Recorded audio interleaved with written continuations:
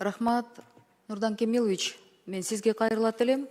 Мага деген бир топ жарандар кайрылышып, өздөрү да келишип, арасынан деген Падидин уулу Магдир мырза да кайрылып, 50 киши кол коюп, бир чоң көйгөй менен кайрылып атышат да. Prime Holding деген компанияны сиз билет болуш керексиз. Ошонун арасында Көчмөн Сити турак жай комплексинен батир сатып алган үлүччүлөр кайрылып атат да. Мамлекеттик ипотекалык компанияга өткөрүлгөндөн кийин дейт. Башында биз менен ошо жетекчилер өздөрү жолугушуп, төлөм болуп кеткен төлөмдөрдүн баары эске алынат деп, аябай чоң бадаларды берип, видеолордон бери жөнөтүп атышат. Мен андан кийин сиздерге ошол жөнөтүлсүн деп суранайын да. Анан эми ишке ашканда бул 2023-24 жылдар экен.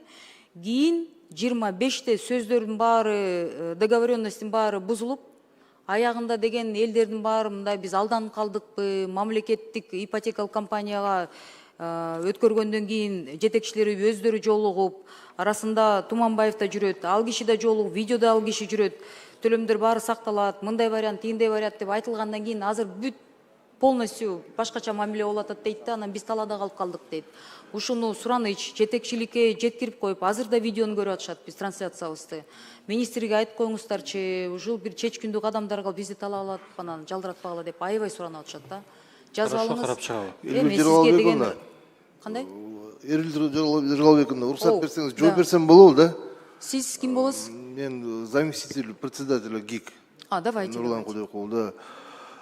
Тиги Көчмөн Сити боюнча, если сиз полностью изучать эткен болсоңуз, булар Prime Holding менен договор түзүп, ал не благонадежный застройщик болуп, долгострой болуп туруп калган, билесиз да? Ошондо 724 дольщик, они практически на улице остались, они вложили там около 400 миллионов сомов.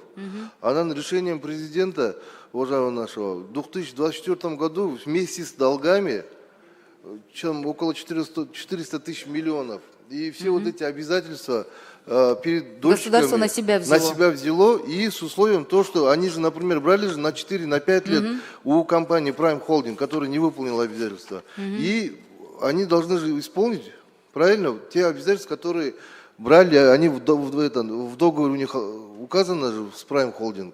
Ушел договор, исполняйте довели требования. Вы были на той встрече? Я не был, но распоряжение... Вы той встрече видео, когда увидите, вы поймете, о чем они говорят. Вы, оказывается, на встрече им сказали, МИКтин төрагасы акыркы жолугушууда бизге 15 жылга 8% үстөк пайыз менен эмес, батирдин ачкычын алгандан кийин 7 жылдык мөөнөткө пайызсыз бөлүп төлөө шартын түзүп берүүгө аракет кылгандар ооз-2 деп ошактан айтылган видео. Мындайда жарандар менен жолукканда, урматтуу жетекчилер, сиздерге чоң сураныч. Бул мен мурдакы архитектуранын жетекчиси жөнүндө да бир мисал бар. Оозуңардан чыккан сөзгө кийин тура албасаңар, лучше не обещайте. Там на видео много чего. Вы сейчас, я вас понимаю, вы должны мне ответить, но там это видео они мне показали. Там действительно, они задают вопросы, им отвечает глава.